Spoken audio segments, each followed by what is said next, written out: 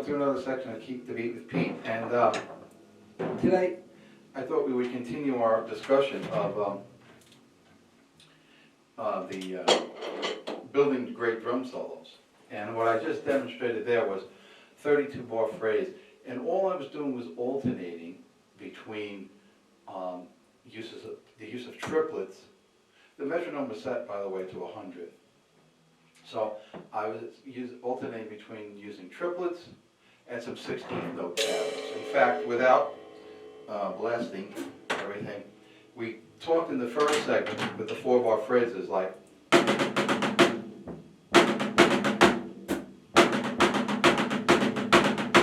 things like that.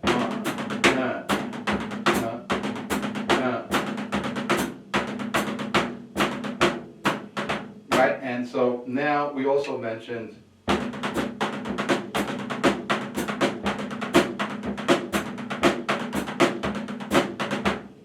so in those in that 32 bar chorus that I just played, all I did was I went 8 bars triplets, 8 bars 16th notes, and then I left some space in some of those notes, because when you're playing a lot of these jazz solos and even fusion, anything where they're asking you to improvise over the 32 bars, like chorus, you are going to find that the melody, the flow of the song, the chord structure, whatever, isn't usually all notes all the way through. I mean, there's going to be measures where you're going to have that, and there's going to be even whole 8-bar phrases where you'll have that, but for the most part, you're going to have some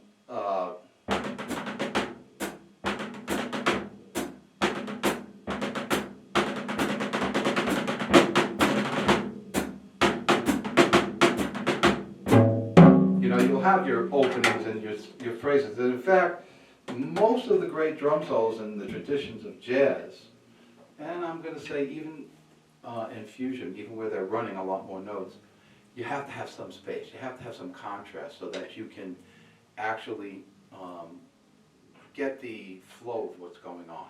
So in this case, what you want to do is you want to start thinking about, as we said in segment 1, building your 4-bar phrases, then coming up and turning that into an 8-bar phrase with a theme. That's your first 8-bar phrase. Your second phrase has to contrast a little bit from the first one so that you can engage the listening audience and the fellow musicians. The third 8-bar phrase is often a release or a bridge or some sort of segment that says, hey, guess what? We're making a transition here. And then finally, in your closing 8 bars, you can do some sort of crescendos or closing signals for the band, and also to punctuate your solo. So if you listen to a lot of the great drum solos, Max Roach is one of them, Philly Joe Jones, the traditional ones, and a lot of other ones, a lot of segments and clips out there. You will hear how they're structured. Buddy Rich, when I did the West Side Story medley, when he played that West Side Story solo, he stayed very close to the score of the music, even though it was a longer solo. Or when you hear Max Roach play I Get a Kick Out of You, which I did a drum cover of, those phrases really link up with that melody very well. And it takes you over many bars, but so what? Listen to Jordu, there's another great one, a great drum solo there, 32-bar chorus. Joy Spring, where Max Roach is playing brushes. And look how he links with the melody, and he takes you through. He does the trades on the 4s, and then he takes you to a 32-bar chorus. So what I wanted to say is, start building those 4-bar phrases that we talked about in the last segment. Turn those 4-bar phrases into an 8-bar phrase using a lot of triplets, let's say. Now you're going to segment it to that second 8-bar phrase. What are you going to do? Well, now you're going to start using 16th notes and some spacers. You always could use your quarters and eighths and all that. And then in your third measure, you're going to start signaling, hey, this is a transition here. You might really link up with the melody. There might be a lot of space in your third 8-bar phrase, because now you're just hitting certain parts of the song. And then in your closing, you're going to try to make a finale. Okay? Now, of course, you could be called upon to play 2 choruses, or you can be called upon to play a chorus and then later on do a whole long extended solo. okay, that's another matter. By setting the metronome at 100, by the way, and even if you do it slower, it's more difficult.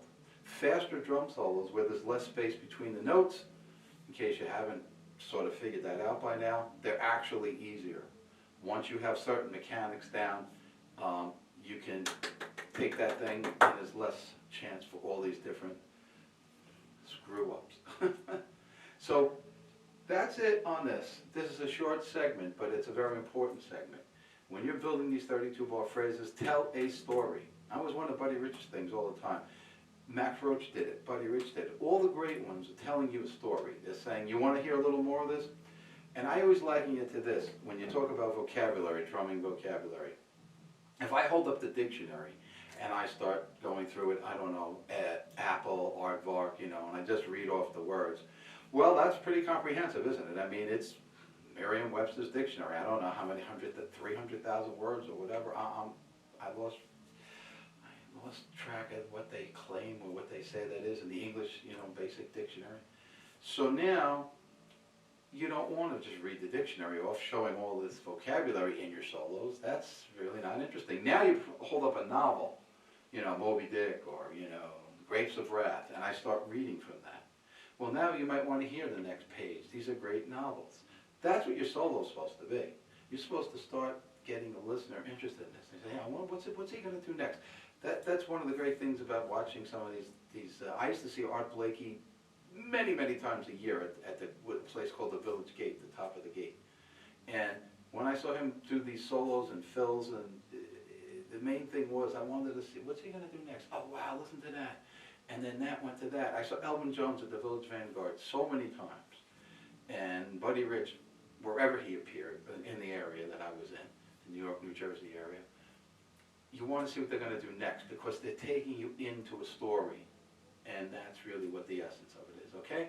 So I want to wish everybody a safe and happy holiday. Let's all pray for peace. Happy New Year to all. Hit that subscribe button. Watch the videos to really catch the essence of this. And remember, you're working to create the beat you keep. And in your solos, that's very important. Tell that great story, okay? Thanks for watching. Peace out.